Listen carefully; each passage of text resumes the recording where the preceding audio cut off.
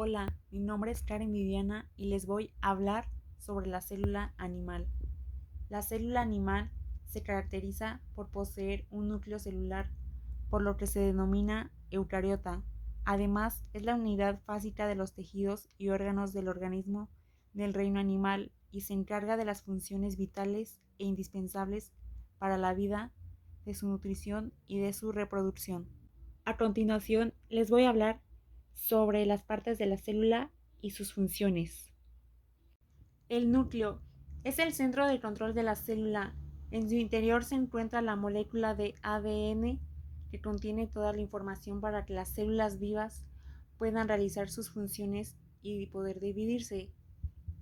Las funciones del núcleo es almacenar los genes en los cromosomas, intervienen en la reproducción celular, duplican del ADN o replicación antes de que comience la división, reproducen ribosomas en el nucleolo, transcripción o producción de los distintos tipos de ARN que servirán para la síntesis de la proteína. Aquí en el video, en la maqueta, aquí ponemos el núcleo que se encuentra en esa parte. Proseguimos con el nucleolo, que es este que está aquí. Es el área del interior del núcleo de una célula que se compone de ARN y proteínas. Es el lugar donde se elaboran los ribosomas, los cuales ayudan a unir los aminoácidos para formar proteínas. Las funciones. Su función principal del nucleolo es la biosíntesis de ribosomas desde sus componentes de ADN para formar ARN ribosómico.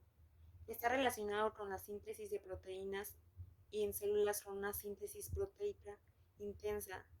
Hay muchos nucleolos. Se ha comprobado que si se destruye o se extrae el nucleolo, al cabo de un cierto tiempo empiezan a escasear los ribosomas en el citoplasma. Además, a investigaciones recientes se han descrito el nucleolo como el responsable del tráfico de pequeños segmentos de ARN.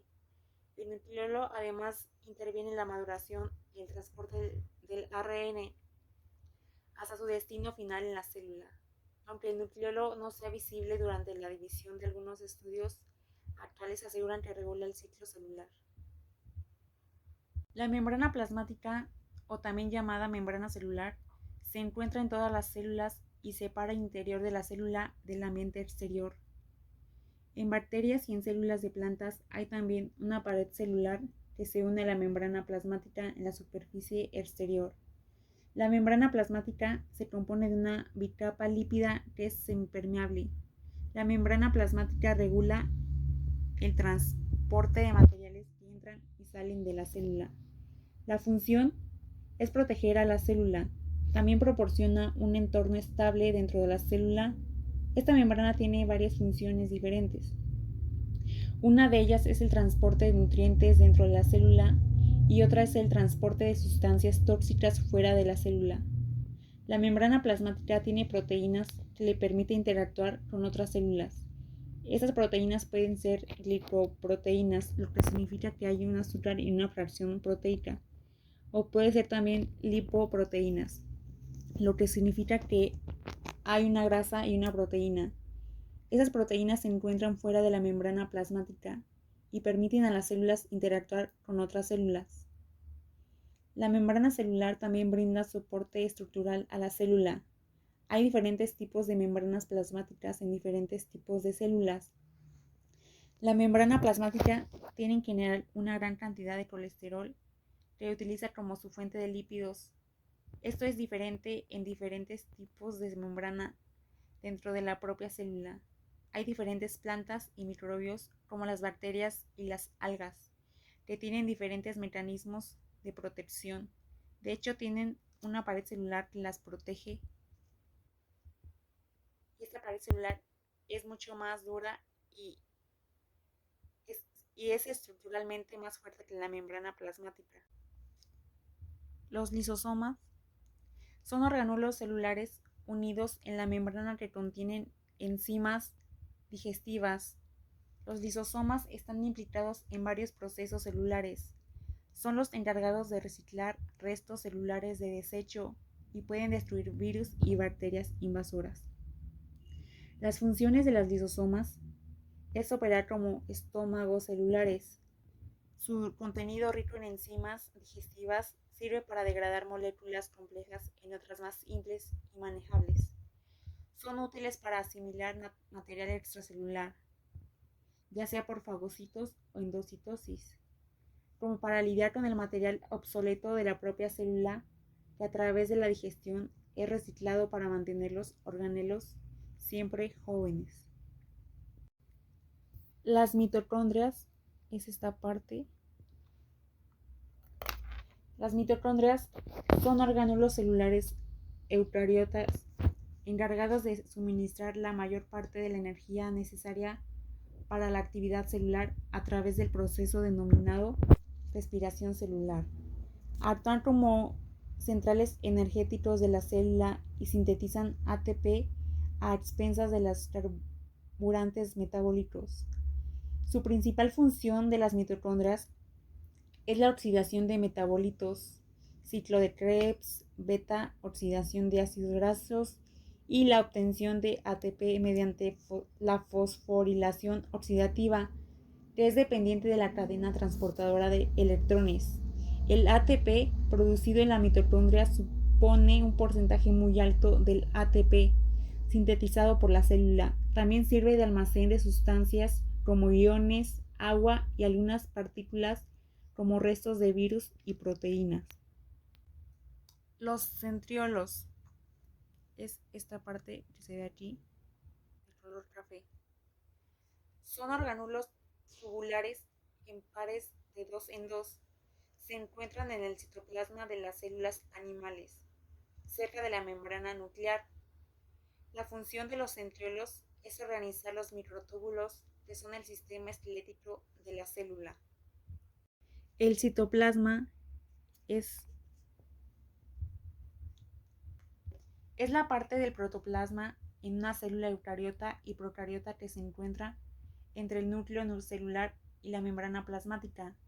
Consiste en una dispersión coloidal muy fina del aspecto granuloso, el citosol o hialoplasma, y en una diversidad de orgánulos celulares que desempeñan diferentes funciones. Su función es albergar los orgánulos celulares y contribuir al movimiento de estos. El citosol es la sede de muchos de los procesos metabólicos que se dan en las células. El retículo endoplasmático es una red de membranas dentro de la célula a través del cual se mueven las proteínas y otras moléculas. Las proteínas se ensamblan en orgánulos llamados ribosomas. Cuando las proteínas están destinadas a ser parte de la membrana celular o exportadas fuera de la célula, los ribosomas las ensamblan y las añaden al retículo endoplasmático dándole un aspecto rugoso. El retículo endoplasmático puede ser liso o rugoso y en general su función es producir proteínas para que el resto de la célula pueda funcionar. El retículo endoplasmático rugoso contiene ribosomas que son pequeños y redondos orgánulos cuya función es fabricar estas proteínas. A veces, cuando las proteínas se hacen de forma inadecuada, son retenidas en el retículo endoplasmático y lo sobrecargan dejándole apretujado en cierto modo y las proteínas no van dando donde deberían ir. Luego está el retículo endoplasmático liso, que no tiene ribosomas en él y que produce otras funciones que necesita la célula. Así, el retículo endoplasmático es un orgánulo que es realmente un caballo de batalla en la producción de proteínas y sustancias que necesita el resto de la célula.